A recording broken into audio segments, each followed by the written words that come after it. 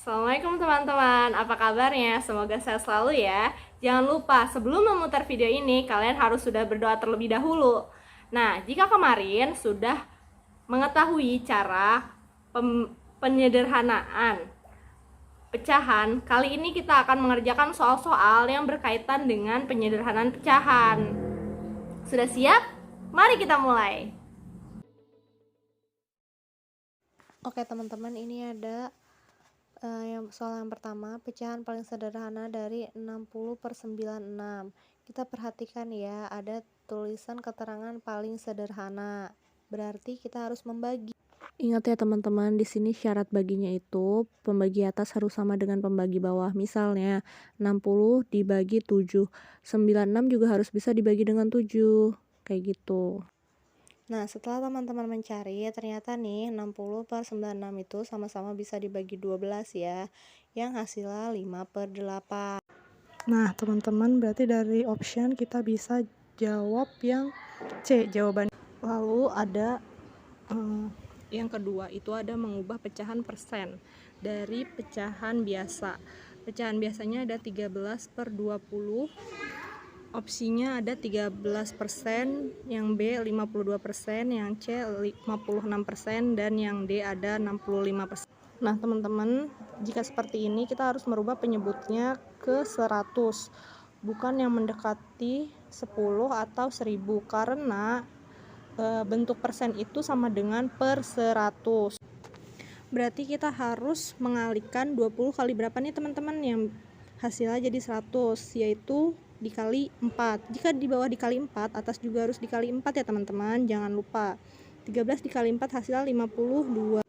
Jadi dari opsi hasilnya adalah B yang 52. Oke teman-teman, sekarang ada soal USBN 2018-2019. Ini dia mengurutkan pecahan dari yang terkecil, dari yang paling kecil ya teman-teman. Nah teman-teman, untuk mengurutkan pecahan kita harus mengubah semua menjadi pecahan biasa terlebih dahulu, lalu mengubah penyebutnya harus sama seperti menjumlah dan mengurang pecahan pada materi penjumlahan dan pengurangan pecahan. Nah teman-teman, untuk langkah pertama kita bisa mengubah pecahan desimal dan persen menjadi pecahan biasa. Untuk yang sudah menjadi pecahan biasa, kita lihat apakah penyebutnya sudah per 100 atau belum. Kalau belum, kita bisa mengubahnya menjadi per 100 dengan cara mengalihkan. Ingat ya teman-teman, jika penyebutnya dikali 4, pembilangnya juga harus dikali 4 ya. Jika sudah ada hasilnya seperti ini teman-teman, penyebutnya sudah per 100 semua, kita bisa mengurutkan dari yang terkecil, yaitu 3%, yang kedua 1/25, yang ketiga 0,35, dan yang keempat 9/20. Jika kita lihat di opsi, ada yang sama urutannya, yaitu yang B.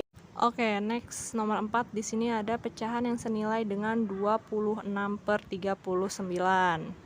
Nah teman-teman, untuk soal jenis ini triknya kita bisa mencari pecahan yang senilai dulu dengan pecahan yang ada di soal, lalu kita mencocokkan yang mana yang paling mendekati pecahan yang senilai dengan soalnya.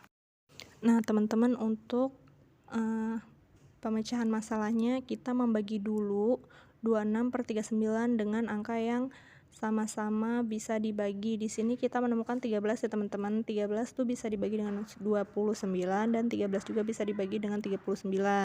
Nah teman-teman, kita lihat tuh yang opsi A ada 14/20. Kita sederhanakan juga, sama-sama bisa dibagi berapa? Karena genap kita bagi 2. 14 dibagi 2, 20 dibagi 2, hasilnya adalah 7/10. Berarti opsi yang A tidak termasuk ya teman-teman, karena dia hasilnya 7/10. Kita mencari hasil yang 2/3. Lanjut, yang B dan C itu tidak termasuk ya teman-teman, karena ada bilangan prima. Berarti opsi satu-satunya adalah yang D. Coba kita hitung yang D. Yang D itu ada 30/45, sama-sama bisa dibagi 15, yaitu hasilnya 2/3. Berarti jawabannya benar ya teman-teman, yang D. Oke, ini adalah contoh soal terakhir. Bilangan 164% jika diubah ke bentuk pecahan campuran paling sederhana menjadi optionnya ada A 1/4/5, B 1/16/25, C 1/32/50, D 1/64/100. Nah, teman-teman, kita harus merubah persennya menjadi pecahan biasa. Jangan lupa untuk menyederhanakan karena di opsi nih ada hasil yang paling sederhana. Kita ubah persen menjadi pecahan biasa, yaitu 164/100. Nah, teman-teman, di sini itu 164 dibagi 100 adalah 1 kan. Terus sisanya kita taruh di atas. Hasilnya 164/100. Lalu disederhanakan jadi 1/16/25. Apakah sudah mengerti, teman-teman? Jika merasa sudah mengerti, teman-teman bisa mengerjakan latihan soal berikut. Teman-teman bisa mengumpulkan atau bertanya apakah sudah benar jawaban latihannya kepada guru masing-masing ya.